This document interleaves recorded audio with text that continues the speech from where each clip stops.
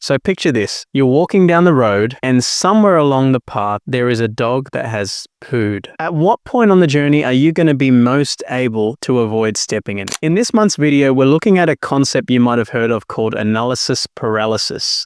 Analysis paralysis are those times where we get stuck thinking about something over and over, looking at different angles, playing it over in our head for minutes, hours, sometimes days, and all the while we don't actually do anything. We get locked into our internal world, procrastinating, putting things off, delaying as much as we can in the hope that with just a little bit more thought, maybe we'll eventually be ready to move. It's always in an important area of life. Maybe it's a return to work or school or uni, an interview, a date. Maybe it's an email that you received and you're not sure how to respond to, or maybe it's a comment someone said or a decision you need to make. Whatever the case, many of us know what it's like to become stuck in analysis paralysis. And it's almost always an important area of life. We don't get stuck in analysis paralysis about things that aren't important. Like you don't get stuck analyzing whether the weather will be a little bit warmer today than it was predicted, unless for some reason that's very important to you. Analysis paralysis happens in important areas of life,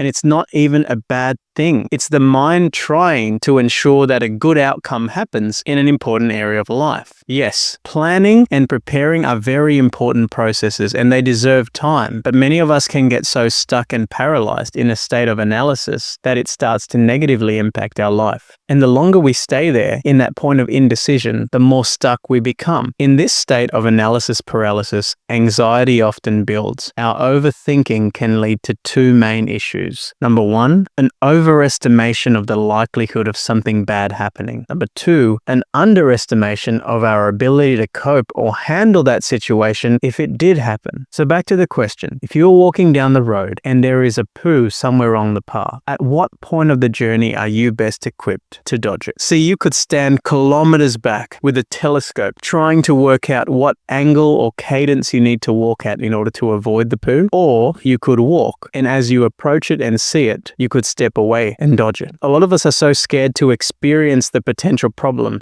and so doubtful of our ability to cope with it if it did happen that we get stuck in this state of telescopically looking at potential poos on the path in the future and not walking. See, the point is, when we become too stuck in this mind's perspective of reality, we lose real-time feedback of reality, and we can overestimate the likelihood of the poo, in other words, the likelihood of the problem, and underestimate and doubt ourselves. You know, when I was starting off as a clinician, this actually really applied to me. I was quite young at the time, and I remember seeing clients and having full pages of notes prepared about what I could possibly discuss. So worried that there'd be a moment in that therapy session where I would not know what to say and there would be silence. And for some reason, silence was the poo that I was trying to avoid. Over time and over the years, I came to realize that I was actually best equipped to deal with the sessions in the session themselves. In other words, it's not that I stopped preparing, but the amount of preparation reduced to some general concepts,